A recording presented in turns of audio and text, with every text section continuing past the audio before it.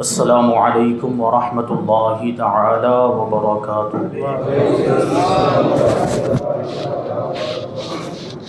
الحمد للہ رب العالمین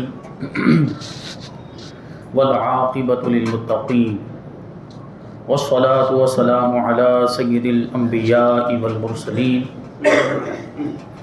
وعلى آلہ واصحابہ اجمعین، اما بعد فاعوذ باللہ من الشیطان الرجیم، بسم اللہ الرحمن الرحیم۔ من عمل صالحا من ذکر او انثى وهو مؤمن فلنحیینہ حیاة طیبہ وَلَنَجْزِيَنَّهُمْ أَجْرَهُمْ بِأَحْسَنِ مَا كَانُوا يَعْمَلُونَ۔ صدق اللہ مولانا العظیم وصدق رسولہ النبی الامین المتین الکریم، ونحن على ذلك لمن الشاہدین والشاکرین والذاکرین والحامدین والحمد للہ رب العالمین۔ آئیے ہم اور آپ اپنے دستور کے مطابق سب سے پہلے حضور سرور کائنات، فخر موجودات، باعث تخلیق کائنات، احمد مجتبی محمد مصطفیٰ صلی اللہ علیہ وسلم کی بارگاہ میں درود و سلام کا ہدیہ پیش کریں اور پڑھیں اللہم صل علی سیدنا و مولانا محمد معدن الجود والکرم وآلہ الکرام وابنہ الکریم وبارک وسلم صلاۃ و سلام علیک یا رسول اللہ صلی اللہ تعالی علیہ وسلم۔ عزیزان ملت اسلامیہ، آج کی جو رات ہے بڑی مبارک رات ہے اور اس کو ہم شب براءت کہتے ہیں۔ اس سے پہلے بھی میں نے نام کے تعلق سے عرض کیا تھا کہ اس رات کا جو نام ہے وہ ہے شب براءت۔ کچھ لوگ برات بول دیتے ہیں، کچھ لوگ بارات بولتے ہیں، وہ شادی والی بارات نہیں ہے، یہ ہے شب براءت۔ براءت یہ عربی کا لفظ ہے، اس کا معنی ہوتا ہے بری ہونا، آزاد ہونا۔ چونکہ اس رات میں اللہ تبارک و تعالیٰ اپنے بے شمار بندوں کو جہنم سے آزادی کا پروانہ عطا فرماتا ہے، اس لیے اس رات کو شب براءت کہا جاتا ہے۔ تو صحیح تلفظ کیا ہے؟ شب براءت۔ ابھی کچھ دوسرے موقعوں پر، کچھ دوسرے مقامات پر جا کر اگر یہ بات کرتے ہیں، جہاں پہ ہمارے جو بزرگ عمر دراز لوگ، اگر ان کو بتایا جائے کہ شب براءت، نہیں کچھ برات نہیں، وہی برات صحیح ہے، وہ بات سننے کے لیے تیار نہیں ہوتے ہیں۔ بزرگوں کے اس طرح کے معاملات ہوتے ہیں تو وہ علم کی کمی کی وجہ سے ایسا ہوتا ہے۔ اگر تھوڑا بہت بھی علم ہو، علماء کے ساتھ اٹھتے بیٹھتے ہوں، علماء کی باتیں سنتے ہوں، تو ان کو یہ بات سمجھ میں آ جائے گی۔ آپ یوں سمجھ نہیں رہے تو ڈکشنری اٹھا کر دیکھ سکتے ہیں کہ براءت کا مطلب کیا ہوتا ہے، اور عربی میں برات یا بارات یہ کوئی لفظ ہی نہیں ہے۔ تو لفظ کیا ہے؟ براءت، یعنی بری ہونا، آزاد ہونا۔ اس رات میں اللہ تبارک و تعالی، حدیث پاک کا مفہوم ہے کہ بنی کلب کی بکریوں کے بالوں سے بھی زیادہ اپنے ایسے بندوں کو جہنم سے آزادی عطا فرما دیتا ہے جن کے لیے جہنم واجب ہو چکی ہوتی۔ بنی کلب کی ایک بکری کے بال ہم گن سکتے ہیں، اور بنی کلب اتنا بڑا قبیلہ تھا عرب کے اندر، اور اس میں بکریاں بے شمار، بہت زیادہ، ہزاروں کی تعداد میں بکریاں تھیں۔ ہم ایک بکری کے بال نہیں گن سکتے، وہ ہزاروں بکریوں کے بال کیسے گن سکتے؟ اس کا مطلب سیدھا یہی نکلتا ہے کہ اللہ تبارک و تعالیٰ اپنے بے شمار بندوں کو اس رات میں جہنم سے آزادی عطا فرما دیا کرتا ہے۔ یہ بڑی برکت والی رات ہے۔ جب یہ رات آتی ہے، اللہ کے رسول صلی اللہ علیہ وسلم نے ارشاد فرمایا کہ جب شعبان کی 15ویں رات آئے تو اس رات میں قیام کرو، یعنی اس رات میں عبادت کرو، اور 15واں دن جب آئے، 15ویں تاریخ، تو اس میں روزہ رکھو۔ اس روزے کی بھی بڑی فضیلت ہے، کیونکہ جب یہ رات آتی ہے تو اللہ تبارک و تعالیٰ آسمان دنیا کی طرف نزول رحمت فرماتا ہے، اور اللہ تبارک و تعالیٰ ارشاد فرماتا ہے یا اس کی طرف سے منادی اعلان کرتا ہے، اعلان کرنے والا اعلان کرتا ہے کہ ہے کوئی مغفرت طلب کرنے والا کہ اس کی بخشش کر دی جائے، ہے کوئی روزی طلب کرنے والا کہ آج اسے روزی دے دی جائے، ہے کوئی عافیت طلب کرنے والا, بیماریوں سے شفا مانگنے والا کہ اسے عافیت دے دی جائے, بیماریوں سے شفا دے دی جائے. ہے کوئی کسی بھی طرح کی مصیبت میں مبتلا کہ اس کی مصیبت کو دور کر دیا جائے. ہے کوئی سوال کرنے والا, ہے کوئی مانگنے والا کہ اس کی مانگی ہوئی چیز اس کو دے دی جائے. ہے کوئی ایسا یعنی جی اس کے علاوہ بھی جو چیزیں اللہ تبارک و تعالیٰ کی بارگاہ سے مانگی جاتی ہیں, اس رات میں اللہ تبارک و تعالیٰ ان کو بھی اس کی طرف سے ندا دینے والا, ندا کر کے کہتا ہے کہ مانگو, آج کی رات مانگنے کی رات ہے. اللہ تبارک و تعالیٰ کا دریائے رحمت جوش میں ہے, جو بھی مانگو گے وہ عطا کیا جائے گا. اور اللہ تبارک و تعالیٰ کی طرف سے یہ اعلان صبح صادق تک ہوتا ہی رہتا ہے. لیکن اس رات میں بھی چند لوگ ایسے ہیں, احادیث کا مفہوم اگر احادیث کو جمع کیا جائے مختلف روایتوں کو, تو اس میں مختلف لوگ ایسے بیان کیے گئے کہ وہ بھی اس رات میں ان کی بخشش نہیں ہوتی. ایک تو یہ کہ مشرک, شرک کرنے والا تو مومن ہی نہیں ہے, تو اللہ کی رحمت کا حقدار ہی نہیں ہے, تو اس کو کیا ملے گا؟ اس کو کچھ نہیں ملتا. اس رات کی برکتوں سے مشرک محروم رہتا ہے. دوسرا, اپنے مومن بھائی سے اپنے دل میں دشمنی رکھنے والا, عداوت رکھنے والا, اس کی بھی اس رات میں بخشش نہیں ہوتی. ماں باپ کا نافرمان, ماں باپ کی نافرمانی کرنے والا, ماں باپ کا کہا نہ ماننے والا, اس کی بھی اس رات میں بخشش نہیں ہوتی, دعائیں قبول نہیں ہوتی. اور اسی طریقے سے بہت سارے لوگ, جیسے شرابی کے بارے میں بتایا گیا کہ وہ جو شراب پیتا رہتا ہے, وہ شراب کا عادی ہے, اس کی بھی اس رات میں بخشش نہیں ہوتی, دعائیں قبول نہیں ہوتی. اسی طریقے سے رشتہ توڑنے والا, کینہ رکھنے والا, حسد رکھنے والا اور غیبت کرنے والا, چغلی کرنے والا, اس طرح کے جو لوگ, یعنی اس کو آپ یوں بھی سمجھ سکتے ہیں کیونکہ حدیث سے یہ مفہوم نکلتا ہے کہ گناہ کبیرہ کرنے والے جو لوگ ہیں, جب تک اپنے ان گناہوں سے توبہ نہیں کر لیتے, اور اسی طریقے سے وہ گناہ جن کا تعلق حقوق العباد سے ہے, بندوں کے حق سے ہے, جب تک وہ بندہ معاف نہیں کر دیتا جس کا وہ حق ہے, اللہ تبارک و تعالیٰ بھی معاف نہیں فرماتا. اس لیے اس رات میں ایسے لوگوں کی مغفرت نہیں ہوتی. ماں باپ کی اگر نافرمانی کی ہے, ماں باپ کا دل دکھایا ہے, تو پہلے جا کر ماں باپ سے معافی مانگے. کسی کی غیبت کی ہے, جس کی غیبت کی ہے, تو پہلے اس سے جا کے آپ معافی مانگے. کسی کے تعلق سے دل میں کینہ ہے, دشمنی ہے, اس سے جا کر ہاتھ ملائیں, اس کو گلے سے لگا دیں, ساری دشمنی کو دور کر دیں, دل میں سے ساری عداوت اور قدورت کو نکال دیں. اسی طریقے سے جو بھی ایسا گناہ کیا ہے جس کا تعلق حقوق العباد سے ہے, تو اس بندے سے جا کر معافی مانگے. پھر اس رات میں رب کی بارگاہ میں آ کر اللہ کی بارگاہ میں مغفرت طلب کریں, تو پھر اللہ تمہارے گناہوں کو بخش دے گا. یہ ایسی رات ہے. تو یہ رات نیکیاں کرنے والی رات ہے, نیکیوں کی رات ہے. اور اسی طریقے سے یہ استغفار کی بھی رات ہے, توبہ کی بھی رات. استغفار کرنے کا مطلب کیا ہوتا ہے؟ مغفرت طلب کرنا, توبہ کرنا. اس رات میں خاص طور پر ہم اپنے گناہوں سے توبہ کریں اور یہ عہد کریں. دیکھیں, توبہ کا مطلب یہ نہیں ہوتا کہ ہم نے زبان سے توبہ توبہ بول لیا یا گال پر ایسے ہاتھ مار دیا, یہ توبہ نہیں ہے. توبہ کا مطلب ہوتا ہے پکا ارادہ کرنا. کس چیز کا پکا ارادہ کرنا؟ اس چیز کا پکا ارادہ کرنا کہ میں جس گناہ سے توبہ کر رہا ہوں, آئندہ کبھی اس گناہ کی طرف نہیں جاؤں گا, آئندہ کبھی بھی ایسا گناہ نہیں کروں گا. تو یہ گناہ سے توبہ کرنے کا یہ مطلب ہوتا ہے. تو اس رات میں اپنے گناہوں سے توبہ کرے, اور یہی توبہ نصوحہ ہے کہ جو آگے کے لیے نصیحت ہو جائے, مستقبل کے لیے, فیوچر کے لیے نصیحت ہو جائے. کا مطلب یہ ہے کہ آگے پھر کبھی اس گناہ کی طرف بندہ نہ جائے. ایسی توبہ اللہ تبارک و تعالیٰ کی بارگاہ میں کی جائے, یہی حقیقی اور سچی توبہ ہے. اور ایسی توبہ کرنے والوں کو اللہ تبارک و تعالیٰ اپنے بے شمار انعامات سے نواز دیا کرتا. اور جو سچے دل سے توبہ کرتے ہیں, اللہ تبارک و تعالیٰ نے ان کے بارے میں ارشاد فرمایا کہ اولئک یبدل اللہ سیئاتہم حسنات, کہ اللہ تبارک و تعالیٰ سچی توبہ کرنے والوں کے گناہوں کو نیکیوں میں تبدیل کر دیا کرتا ہے. اگرچہ نیکیاں کی نہ ہوں لیکن سچے دل سے توبہ کی جائے تو اللہ تعالیٰ فرشتوں کو حکم دیتا ہے کہ یہ میرا بندہ سچے دل سے توبہ کرتا ہے, گواہ ہو جاؤ اور اس کے نامہ اعمال سے وہ گناہ مٹا دو جن گناہوں سے یہ توبہ کر رہا ہے, اور ان گناہوں کی جگہ پر نیکیاں لکھ دو.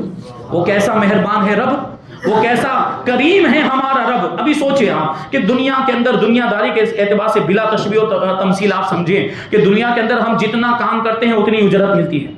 جتنی مزدوری کی اتنی ہی تنخواہ ملتی کہ نہیں ملتی، لیکن یہ پروردگار کی بارگاہ ہے، یہاں کسی چیز کی کمی نہیں، اس کے خزانوں میں کسی چیز کی کمی نہیں ہے، بس سچے دل سے وہ دل لے کر تو آئے اللہ کی بارگاہ میں، اور خلوص کے ساتھ رب کی بارگاہ میں توبہ کرے تو اللہ تبارک و تعالی گناہوں کو بھی نیکیوں میں تبدیل فرما دیتا ہے۔ تو یہ وہ رات ہے، توبہ کرنی چاہیے، اپنے گناہوں سے توبہ کرنی چاہیے، اور نیکیاں کرنے کا ارادہ بنانا چاہیے، اور اسی رات سے شروعات کر دینی چاہیے۔ اور یہ رات بھی آپ دیکھیں گویا کہ ایک اعتبار سے، کیونکہ ابھی 15 دن باقی ہے رمضان المبارک کو، اور رمضان تو نیکیوں کا موسم بہار ہی ہے، گویا کہ یہ پریکٹس کروائی جا رہی ہے ابھی سے، یہ ٹریننگ ہو رہی ہے کہ رمضان کا مہینہ آ رہا ہے، عبادتیں کرنی ہے تو ابھی سے شروعات کر دی جائے۔ تو ابھی سے عہد کر لیں کہ آج سے رمضان المبارک کا مہینہ، رمضان میں تو عبادت کرتے ہی ہیں الحمدللہ، تو ابھی سے جتنے بھی یہ 15 دن ہیں، ہم 15 دن اللہ تبارک و تعالیٰ کو راضی کرنے میں گزاریں گے، یعنی 5 وقت کی نمازیں پڑھیں گے، گناہوں سے بچتے رہیں گے، جتنا ہو سکے گا اتنا نیکیوں کے کام کرتے رہیں گے، اور صرف یہ 15 دن نہیں بلکہ ہم اپنی پوری زندگی کو ایسا بنانے کی کوشش کریں گے۔ تو انشاءاللہ دیکھیں پھر دنیا کے اندر بھی کیسی اس کی برکتیں ظاہر ہوتی ہیں، اور آخرت میں تو اس کا فائدہ ہم اس کا اندازہ ہی نہیں لگا سکتے، کیسا اس کا فائدہ ملے گا۔ تو یہ جو چیزیں میں عرض کر رہا ہوں، نیکیوں کی عادت بنائیں، تقویٰ و پرہیزگاری، خدا کا خوف دل کے اندر پیدا کریں، تو کیسے کیسے فائدے ہوتے ہیں، دنیا کے اندر بھی برکتیں دیکھیں گے آپ اس کی، اور آخرت میں بھی اس کا فائدہ۔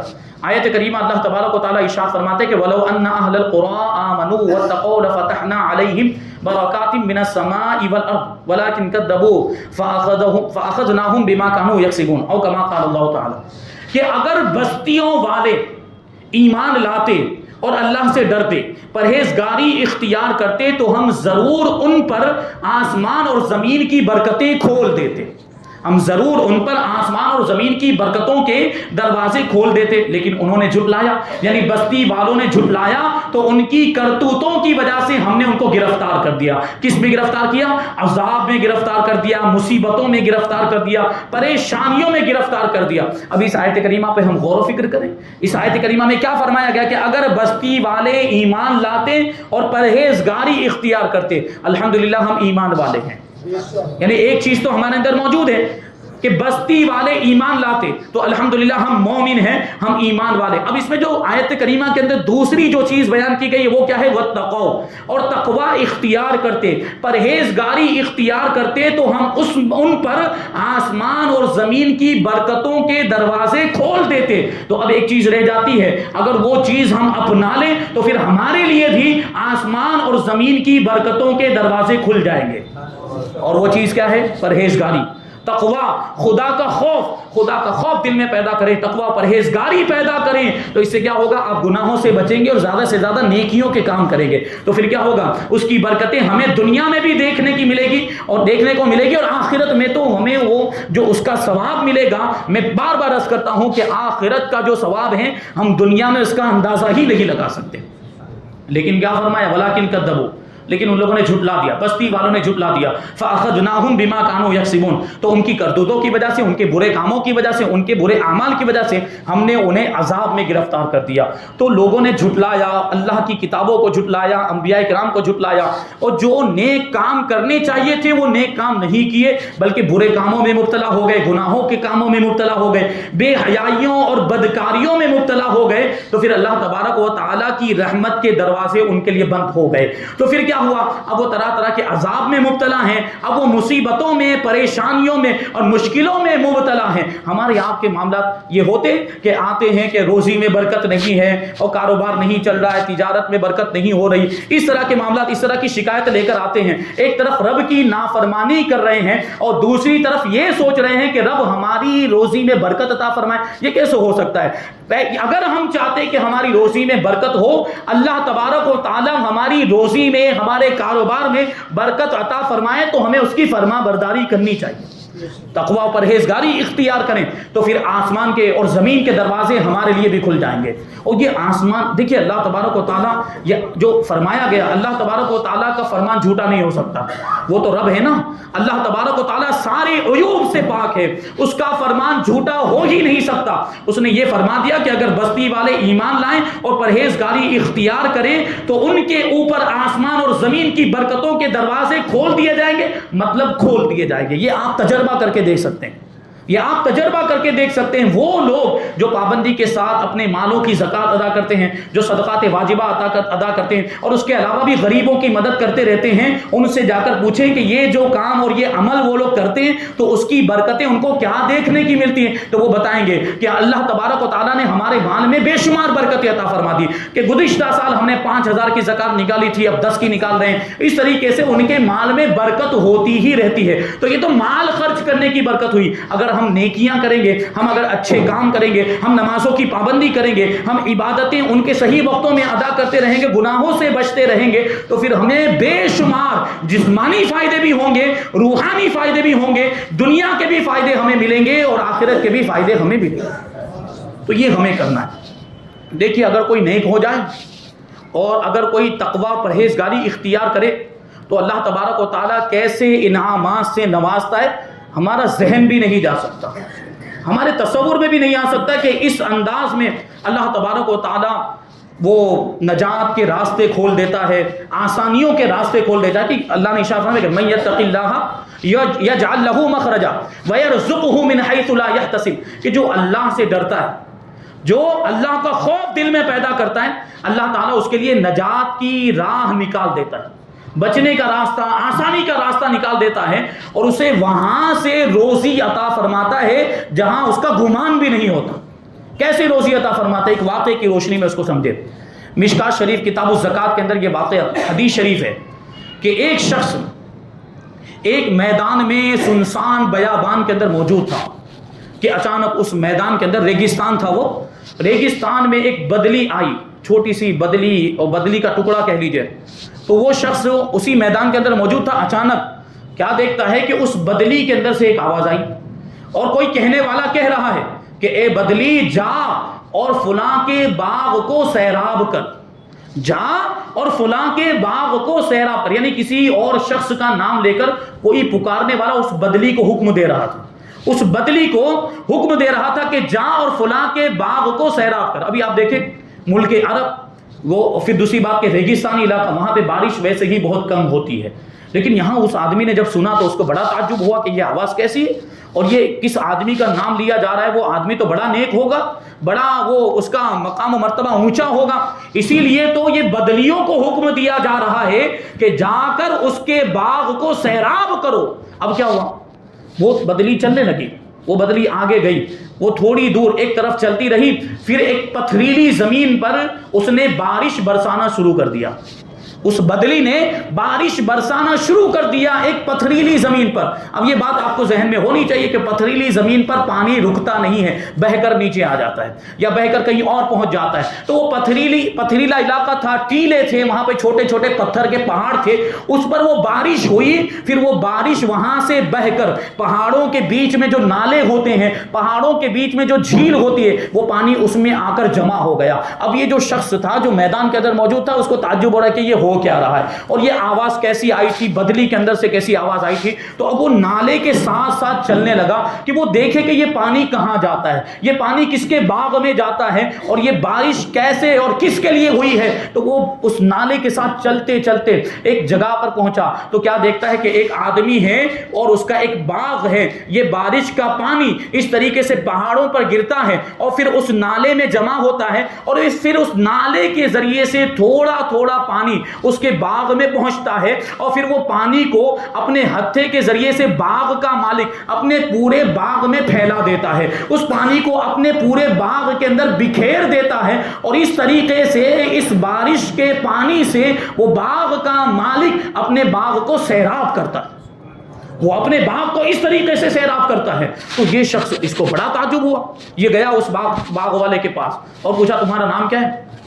اس نے کہا میرا نام کیوں پوچھتے ہو, کیا وجہ ہے, کیا بات ہو گئی, اچانک اجنبی آدمی کیوں میرا نام پوچھ رہے ہو, وجہ کیا ہے. تو اس نے کہا میرے ساتھ ایسا ایسا معاملہ ہوا کہ فلاں میدان کے اندر میں موجود تھا, ایک بدلی آئی, اس بدلی میں سے آواز آئی, اور وہ بدلی میں یہ فرشتے اس بدلی کو حکم دے رہے تھے, خدا کے حکم سے فرشتے اس بدلی سے کہہ رہے تھے کہ فلاں کے باغ میں جا کر اس کے باغ کو سیراب کرو. اور میں تمہارے پاس آیا, میں یہ دیکھنے کے لیے آیا کہ وہ باغ والا کوئی اور ہے یا تم ہی ہو, وہ نیک آدمی کون ہے, وہ نیک شخص تم ہی ہو ہو یا کوئی اور ہے، اس لیے میں تمہارا نام دریافت کر رہا ہوں، کیونکہ اس بادل کے اندر سے جو آواز آئی تھی اس میں اس باغ والے کا نام بھی لیا گیا تھا، تو تم اپنا نام بتاؤ تاکہ مجھے پتا چل جائے کہ بدلی کو جس کے باغ کو سیراب کرنے کا حکم دیا گیا تھا وہ باغ والے تم ہی ہو یا کوئی اور ہے۔ تو اس نے پھر اپنا نام بتایا، تو اس شخص کو یقین ہو گیا کہ اس بدلی کے اندر سے جو آواز آئی تھی، اس بدلی میں سے جو نام اس نے سنا تھا وہ نام اسی شخص کا تھا جس کے باغ میں ابھی یہ پہنچا تھا۔ تو اب یہ شخص، اس کو اور تجسس ہوا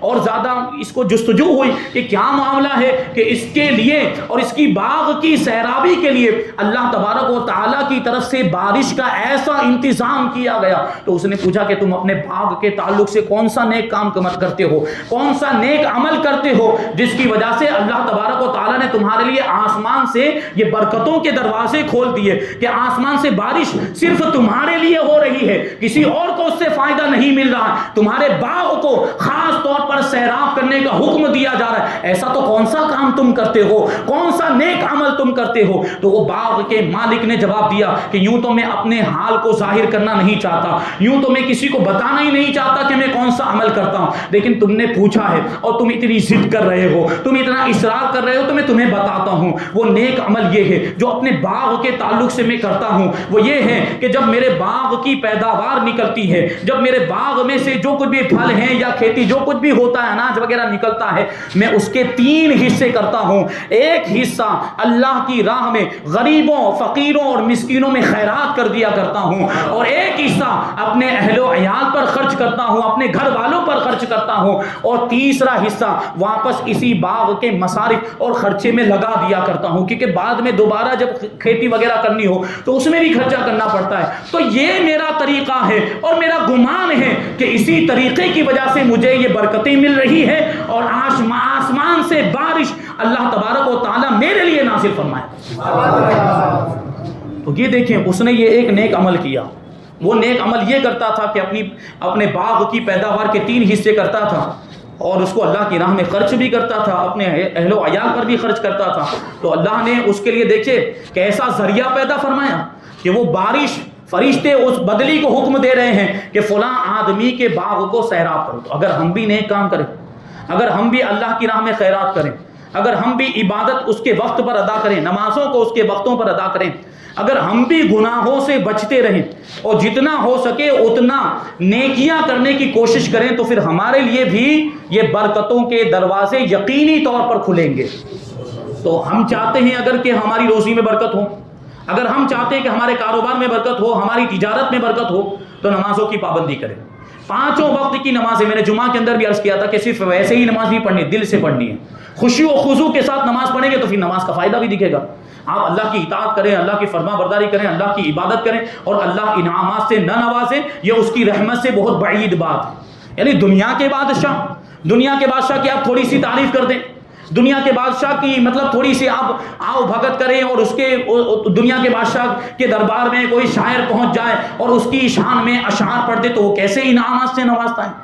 وہ تو کبھی کبھی اپنا ہار اتار کر دے دیتا ہے، ہیرے موتی جواہرات یہ دے دیتا ہے، اور خزانوں میں سے اپنے خادموں کو حکم دیتا ہے اتنا اس کو دے دیا جائے۔ یہ دنیا کے بادشاہ کے معاملات، وہ تو بادشاہوں کا بادشاہ ہے، وہ تو احکم الحاکمین ہے۔ دنیا کے بادشاہ کے خزانے کی ایک لمٹ ہوگی، دنیا کے بادشاہ کے خزانے کی کوئی نہ کوئی حد ہوگی، لیکن وہ پروردگار عالم ہے، اس کے خزانے میں کسی چیز کی کمی نہیں ہے۔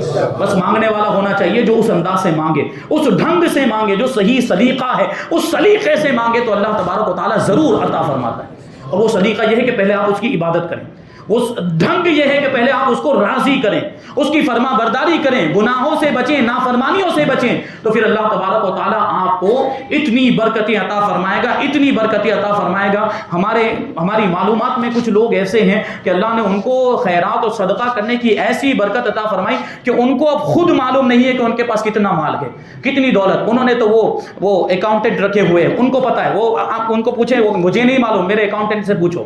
اتنی اللہ نے ان کو برکت ہے، اور وہ اب بھی اللہ کی راہ میں خرچ کرتے ہیں، اللہ تعالیٰ ان کے مال میں اور اضافہ فرماتا رہتا ہے۔ تو استغفار کرتے رہیں، توبہ کرتے رہیں، تو اللہ تبارک و تعالیٰ ہماری زندگی کو بہتر فرما دے گا۔ جو خطبے کے اندر میں نے آیت کریمہ پڑھی، اللہ تعالیٰ ارشاد فرماتا ہے من عمل صالحا من ذکر او انثى وهو مؤمن فلنحيينه حیاتا طیبہ، کہ جو نیک عمل کرے، جو اچھا عمل کرے، نیک عمل، اب نیک عمل میں سب کچھ آ گیا، ساری عبادتیں، نمازیں، سب کچھ نیک عمل کے اندر آ گیا. جو نیک عمل کرے، پھر چاہے وہ مرد ہو یا عورت ہو اور وہ مومن ہو، یعنی جو ایمان کی حالت میں نیک عمل کرے، اللہ تعالیٰ ارشاد فرماتا ہے کہ ہم ضرور اسے اچھی زندگی جلائیں گے، یعنی ہم اسے ضرور اچھی زندگی، پاکیزہ زندگی عطا فرمائیں گے. یہ اللہ کا وعدہ ہے. تو ہم نیک عمل کریں، ہم ایمان والے، الحمدللہ ایمان والے ہیں. اب ضرورت کس بات کی رہ گئی ہے؟ اب ضرورت اس بات کی رہ گئی کہ ہم نیک عمل کریں، اچھے کام کریں، تو پھر اس کی برکتیں ہمیں دکھے گی. اللہ تعالیٰ ہمیں اچھی زندگی عطا فرمائے گا، پاکیزہ زندگی عطا فرمائے گا. اور کیا ارشاد فرمایا وَلَنَجْزِيَنَّهُمْ أَجْرَهُمْ بِأَحْسَنِ مَا كَانُوا يَعْمَلُونَ، اور ہم ضرور ہم ان کو ان کے نیک اعمال کا بدلہ دیں گے. یعنی دنیا کے اندر اچھی زندگی مل جائے گی، اور جو اچھے اعمال کیے ہیں، جو نیکیاں کی ہیں، جو عبادتیں کی ہیں، اس کا ثواب اور اس کا اجر ہمیں آخرت کے اندر بہترین انداز میں اللہ تبارک و تعالیٰ عطا فرمائے گا. تو دونوں ہاتھ میں لڈو ہے، دونوں ہاتھ میں، دنیا کا بھی فائدہ، آخرت کا بھی فائدہ. بس الحمدللہ ایمان تو ہے، اللہ ہمارے ایمان کو سلامت رکھے. اب کرنا یہ ہے کہ نیک اعمال شروع کر دیں، نیکیاں شروع کر دیں، نمازیں پڑھنا شروع کر دیں، عبادت کرنا شروع کر دیں. صرف بڑی راتوں کے اندر عبادت نہ کریں. بڑی رات میں خوب پبلک جمع ہو جاتی ہے، اور جمعہ کے دن، ابھی میں نے عرض بھی کیا جمعہ کے بیان کے اندر، جمعہ کے اندر خوب پبلک آ جاتی ہے، لیکن باقی دنوں میں کہاں چلے جاتے ہیں؟ پانچوں وقت کی نمازیں نہیں پڑھتے تو کیا فائدہ؟ پانچوں وقت کی نمازیں پڑھیں. یعنی جس طریقے سے جمعہ کی نماز فرض ہے، اسی طریقے سے پانچوں وقت کی نمازیں بھی فرض ہے. جمعہ کی نماز کا اہتمام کرتے ہیں، پانچوں وقت کی نمازوں کا بھی اہتمام کریں، پھر دیکھیں کہ کیسی برکتیں آسمان سے نازل ہوتی ہیں. تو یہ چیزیں ہیں، اور بھی بہت ساری باتیں عرض کی جا سکتی ہے. استغفار کے تعلق سے ایک بات عرض کروں، ایک بات عرض کروں، پھر اپنی بات کو ختم کر دوں. حضرت نوح علیہ السلام نے جو اپنی قوم سے ارشاد فرمایا تھا، اپنی قوم کو جو نصیحت کی تھی، حضرت نوح علیہ السلام سے لے کر حضور پاک صلی اللہ علیہ وسلم تک سارے انبیاء کرام نے اپنی امتوں کو یہی نصیحت فرمائی تھی. اور اس نصیحت پر اگر ہم بھی عمل کر لیں تو ہمارے بھی سارے بگڑے ہوئے کام بن جائیں گے انشاءاللہ. تو وہ نصیحت کیا ہے؟ وہ نصیحت حضرت نوح علیہ السلام نے اپنی قوم سے کہا تھا فَقُلْتُ اسْتَغْفِرُوا رَبَّكُمْ إِنَّهُ كَانَ غَفَّارًا يُرْسِلِ السَّمَاءَ عَلَيْكُمْ مِدْرَارًا وَيُمْدِدْكُمْ بِأَمْوَالٍ وَبَنِينَ وَيَجْعَلْ لَكُمْ جَنَّاتٍ وَيَجْعَلْ لَكُمْ أَنْهَارًا. حضرت نوح علیہ السلام نے اپنے قوم سے کہا کہ اپنے رب کی بارگاہ میں استغفار کرو، یعنی اپنے رب کی بارگاہ میں توبہ کرو، مغفرت طلب کرو، بے شک وہ بڑا بخشنے والا ہے.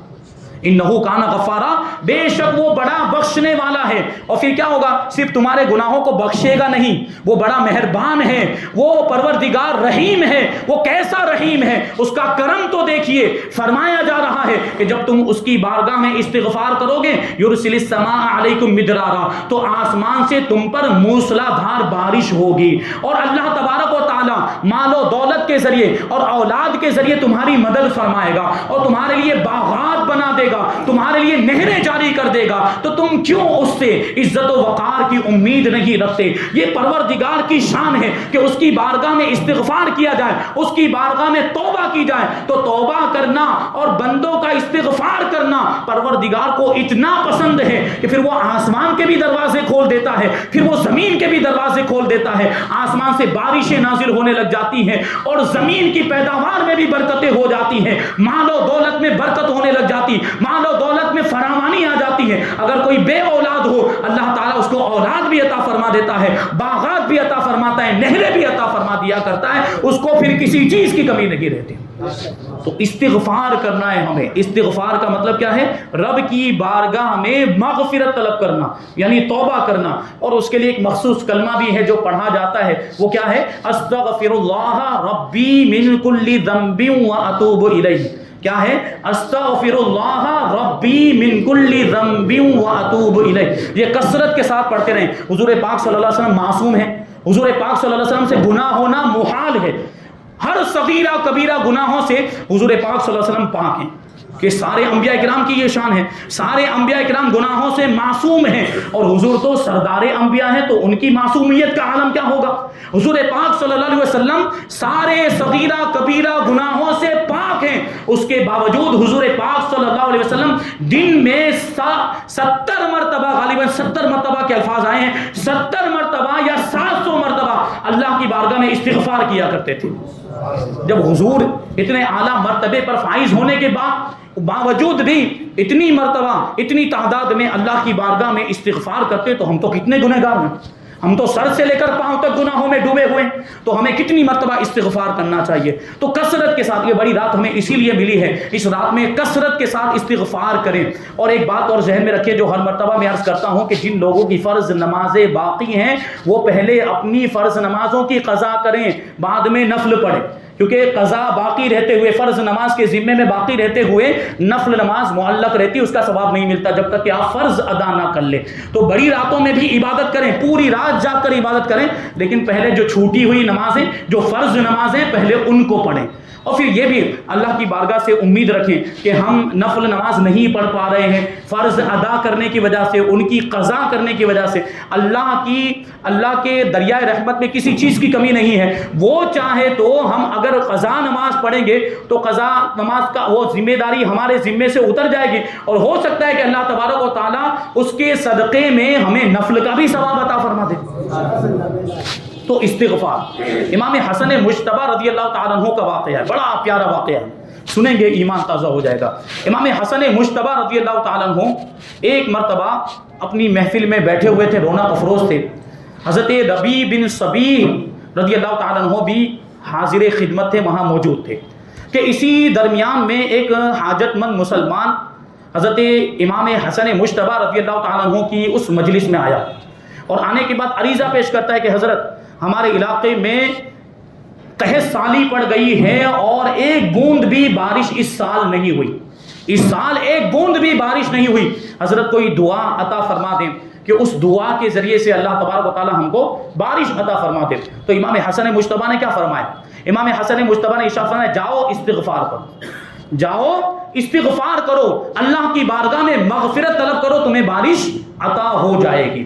وہ شخص چلا گیا، ابھی تھوڑی دیر ہی گزری تھی کہ دوسرا آدمی آیا، اور دوسرا آدمی آنے کے بعد اس نے اپنی غریبی، اپنی افلاس اور اپنی تنگ دستی کی شکایت کی کہ میں بہت زیادہ غریب ہوں، بہت زیادہ محتاج ہوں، میرے پاس مال نہیں ہے، اور کھانے پینے کے اسباب نہیں ہے، حضرت کوئی وظیفہ عطا فرما دیں کہ یہ میری غریبی دور ہو جائے، یہ افلاس اور تنگ دستی دور ہو جائے۔ امام حسن مجتبی نے اس کو بھی استغفار پڑھنے کا حکم دیا۔ یہ غریبی کا سوال لے کر آیا تھا، امام حسن مجتبی نے اس کو بھی کہا کہ جاؤ استغفار پڑھو۔ اب یہ گیا، تیسرا آدمی آیا، دیکھیں آپ ذہن میں رکھتے ہوئے چلے، پہلے آدمی نے کس کے لیے دعا کروائی؟ بارش کے لیے دعا کروائی تھی، دوسرے آدمی نے غریبی کے دور کرنے کے لیے دعا کروائی تھی، اور دونوں کو امام حسن مجتبی نے ایک ہی چیز بتائی، کیا بتایا؟ استغفار کرو۔ اب یہ تیسرا شخص آیا، تیسرا شخص آنے کے بعد امام حسن مجتبی کی بارگاہ میں عرض کرتا ہے کہ حضور میں بے اولاد ہوں، مجھے اولاد کی بڑی تمنا ہے، اولاد کی بڑی خواہش ہے، کوئی ایسا وظیفہ بتا دیں، کوئی ایسی دعا تعلیم فرمائیں کہ جس کی برکت سے اللہ تبارک و تعالیٰ مجھے اولاد عطا فرما دے۔ امام حسن مجتبی نے اس کو بھی یہی حکم دیا کہ جاؤ استغفار پڑھو، جاؤ استغفار پڑھو۔ اب یہ تیسرا آدمی بھی چلا گیا، ابھی یہ تھوڑی گیا ہی ہوگا، چند ہی لمحے گزرے تھے، چند ہی سیکنڈ گزرے ہوں گے کہ چوتھا آدمی آ گیا، اور چوتھا آدمی آ کر کہتا ہے حضرت میری زمین بنجر ہو گئی ہے، اور میری زمین کا حال یہ ہو گیا کہ نہ اب اس میں کھیتی اگتی ہے، نہ کوئی باغ اس میں پھلتا ہے، ایسی بنجر ہو گئی ہے کہ اس سے مجھے کوئی فائدہ نہیں ہو پا رہا ہے، میری زمین کا معاملہ یہ ہو گیا، حضرت دعا فرما دیں، کوئی وظیفہ عطا فرما دیں کہ میری زمین کے اندر دوبارہ باغ اگنے لگ جائے، کھیتی اگنے لگ جائے۔ امام حسن مجتبی نے اس کو بھی استغفار پڑھنے کا حکم دیا، چاروں لوگوں کو امام حسن مجتبی نے استغفار پڑھنے کا حکم دیا۔ تو حضرت ربیع بن صبیح موجود تھے، ان سے رہا نہیں گیا کہ یہ کیا معاملہ، کہ الگ الگ حاجتیں لے کر عرض کرنے لگ گئے، حضور یہ چار لوگ الگ الگ حاجتیں، الگ الگ ضرورتیں لے کر آپ کی بارگاہ میں آئے تھے، اور ان کے معاملات الگ الگ تھے، ان کے سوال الگ الگ تھے، ان کی شکایتیں الگ الگ تھی، لیکن سب کو علاج آپ نے ایک ہی بتایا، سب کو وظیفہ آپ نے ایک ہی بتایا، اور وہ یہ تھا کہ استغفار کرو، یعنی آپ نے بارش مانگنے والے کو بھی استغفار کرنے کا حکم دیا، آپ نے غریبی سے نجات مانگنے والے کو بھی استغفار کرنے کا حکم دیا، اولاد طلب کرنے والے کو بھی آپ نے استغفار کرنے کا حکم دیا، اور بنجر زمین کے تعلق سے جو سوال کرنے آیا تھا اس کو بھی آپ نے استغفار کرنے کا حکم دیا۔ تو حضرت امام حسن مجتبی رضی اللہ تعالیٰ عنہ نے حضرت ربیع بن صبیح سے ارشاد فرمایا، کیا تم کو قرآن کی یہ آیت کریمہ یاد نہیں ہے؟